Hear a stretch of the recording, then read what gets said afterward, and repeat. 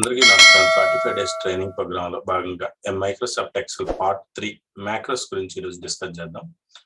Learn macros in 5 minutes, make life is your daily reports. ఎందుకనంటే macros ని ఉపయోగిస్తే మీ daily reports ఏమైనా చేసేటప్పుడు చాలా ఈజీగా ఫాస్ట్ గా చేయొచ్చు.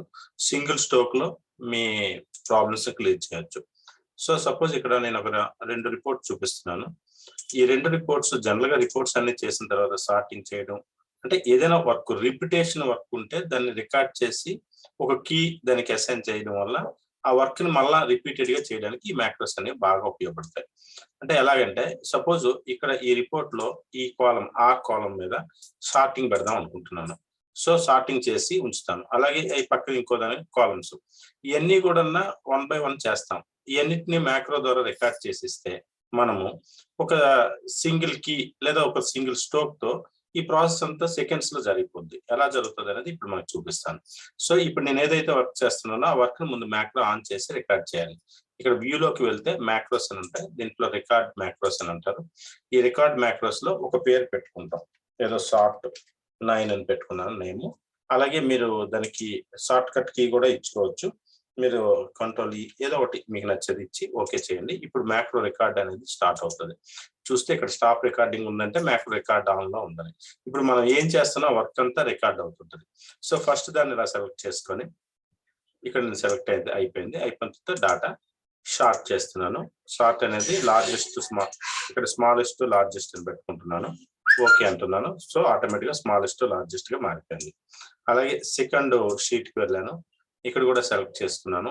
ఈసారి దీని మీద 6A మీద షార్ట్ చేస్తున్నాను.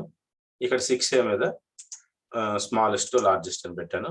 ఓకే చేశాను. ఆటోమేటిక్ గా స్మాల్ వాల్యూతో లార్జెస్ట్ వాల్యూ రికార్డ్ అయిపోయింది. ఇప్పుడు నేను ఈ వర్క్ ఇలాంటివి ఎన్ని సీట్లు ఉన్నా మీరు చేసుకోవచ్చు. అంత వర్క్ అయిపోయిన తర్వాత మేము మ్యాక్రోకి వెళ్ళి స్టాప్ రికార్డింగ్ అనండి. సో మ్యాక్రో అనేది స్టాప్ అయిపోద్ది. ఇప్పుడు మనము ఈ 2 పనులు మనం కంప్లీట్ చేయాలంటే వెరీ సింపుల్ అండి. మనం మ్యాక్రో ఓపెన్ చేసి యాక్చువల్ గా ఇక్కడ మ్యాక్రో ఓపెన్ చేసి వ్యూ మ్యాక్రోస్ లేదా కంట్రోల్ క్లిక్ చేయడం వల్ల మీకు మ్యాక్రో ప్రతిసారి రిపీట్ అవుతుంది. కాకపోతే ఇప్పుడు మీకు వేరియేషన్ తెలియడం లేదు. నేనేం చేస్తానంటే ఒకసారి దీన్ని చేంజ్ చేసేస్తాను. దీని ఆర్డరింగ్ ని ఎక్స్ఎల్ స్మాలెస్ట్ లార్జెస్ట్ కదా, ఆ లార్జెస్ట్ స్మాల్ మీకు వేరియేషన్ తెలియడానికి షార్ట్ కి వెళ్ళి లార్జెస్ట్ స్మాలెస్ట్ అని మార్చేస్తున్నాను. వేరియేషన్ మనకు తెలియడానికి మాత్రమే. ఇక్కడ కూడా షార్ట్ లార్జెస్ట్ స్మాలెస్ట్ ఇప్పుడు మార్చేసాను చూడండి. 2 దగ్గరలో కూడా లార్జెస్ట్ స్మాలెస్ట్. ఇప్పుడు మీరు ఇందాక ఇచ్చిన కంట్రోల్ నేను ఇక్కడ క్లిక్ చేస్తాను.